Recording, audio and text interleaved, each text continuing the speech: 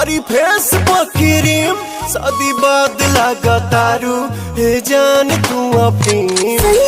सेवा करे से जिया करना दूध पी हमें प्रोटीन मिला करना तबे भल बा कमरिया मोर चाह करना तबे भल बा कमरिया मोर चाह करना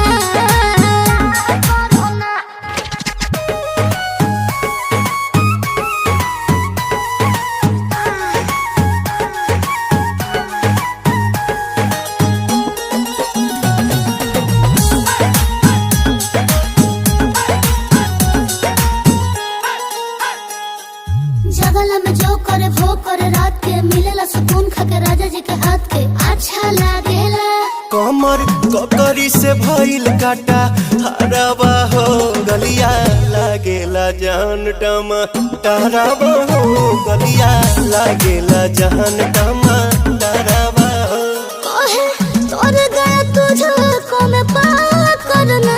अपने खाला पहले हम के खिया करना तबे भल बा कमरिया मोर चाह करना तबे भल बा कमरिया मोर चाह करना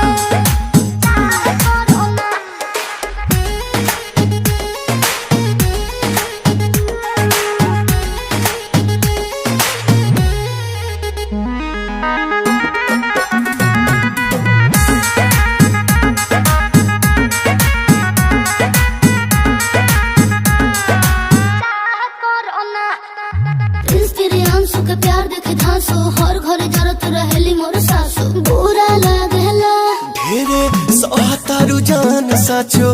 पीरा हो तबे भइल जवानी जला जीरा हो तोहार भइल जवानी जला